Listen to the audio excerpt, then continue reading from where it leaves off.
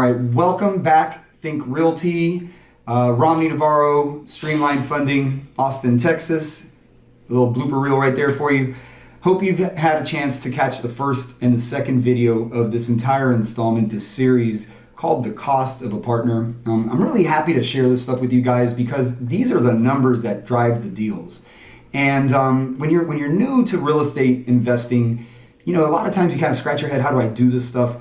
It's complex if you don't know. It's fairly simple if you do know, and I'm happy that you are able to get some of these tools. Verbally, which I know is a disaster. A lot of numbers verbally is tough. A lot of numbers in front of you is not. So something I've been saying in the previous versions of this video is please email me.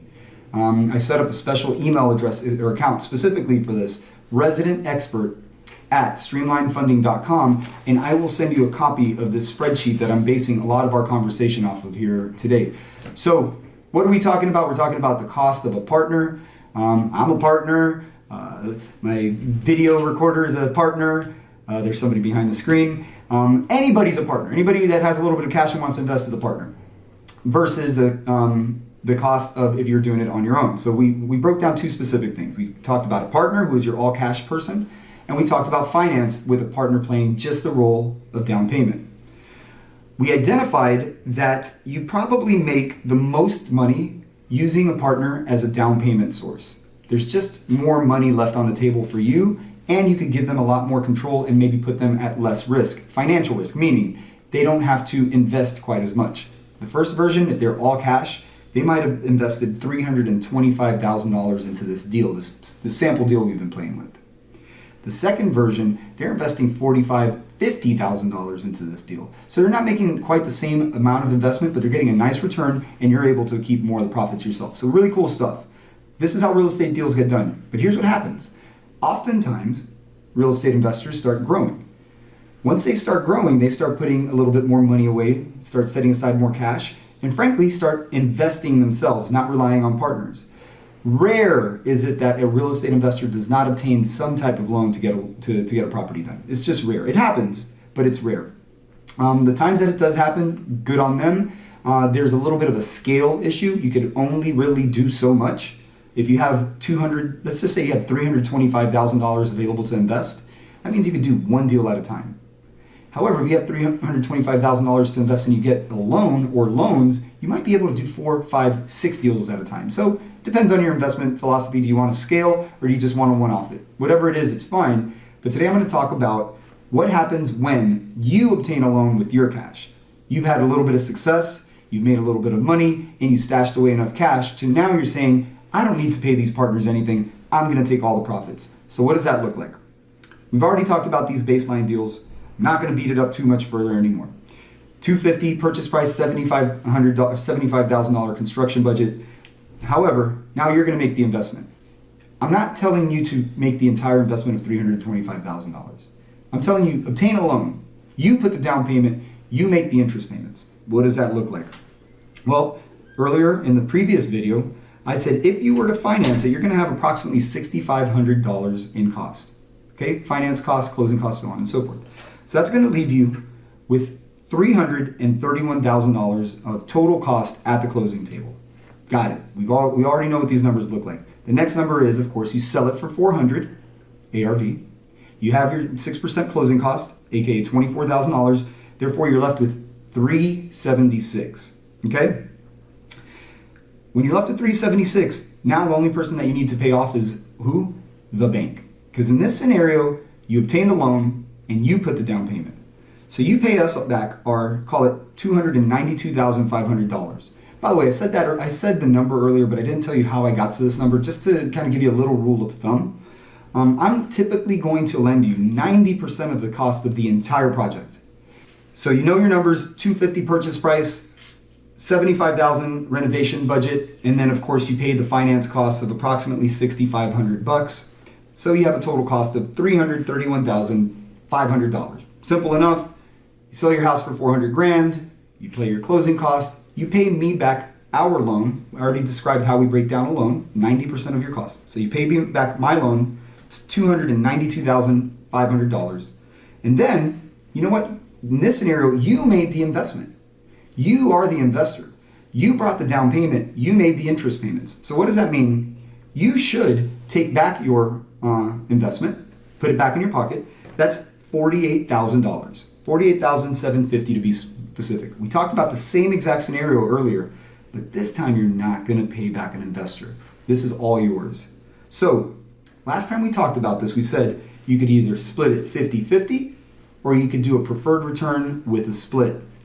In this case, you don't need to do any of that. In this case, there is $34,750 left on the table for you. This is your return. 100% of those proceeds, those profits are yours. So, might not sound like a lot, might sound like a lot. I'm not sure exactly how you feel about the dollar. It's not so much about the dollar. This is the part that I want to talk about. Remember, the series is called The Cost of a Partner. In this scenario, you made $34,750, okay? I shared 4 separate scenarios over the course of the last few videos. The first 2 were all cash, okay? All cash with a 50-50 split, all cash with a preferred return, and a 50-50 split. The second set of videos, we talked financing, where the investor, your partner, put the down payment. So we talked about finance with a partner, with a partner's down payment and a 50-50 split. Then we talked about financing with a partner's down payment with a preferred return and a 50-50 split. A lot of words, I get it. Definitely email me. The first one, you ended up making approximately $25,000. The second one, you ended up making approximately $20,000. The third one, you ended up making approximately $17,000. And the fourth one, you ended up making approximately $26,500. All good, all great in fact. But the one where you did not use a partner, you ended up making $34,750. It is by far and away the most profitable one of these. So what is the true cost of a partner? I just gave you some, but let's talk about a 50-50 split with a partner for just a second. Remember, if you were to obtain a loan from somebody like myself, put the down payment and make the interest payments, you make $34,750. If you were to split the profits with a partner, 50-50, you're going to make $25,500. So the cost of that partnership is about $9,000. You basically gave away $9,000 in that deal. Okay? What if you do a partner with a preferred return and a 50-50? Well, that's going to be about a $14,000 difference. Okay? That cost of that partnership is about $14,000 to you. What that means, just net. In the first scenario, you make $20,000. In the scenario where you don't have a partner, you make $34,000. Same is true for the financed with the 50-50 split. There you make 17. Over here you make 34. So the cost of that one is a full $17,000.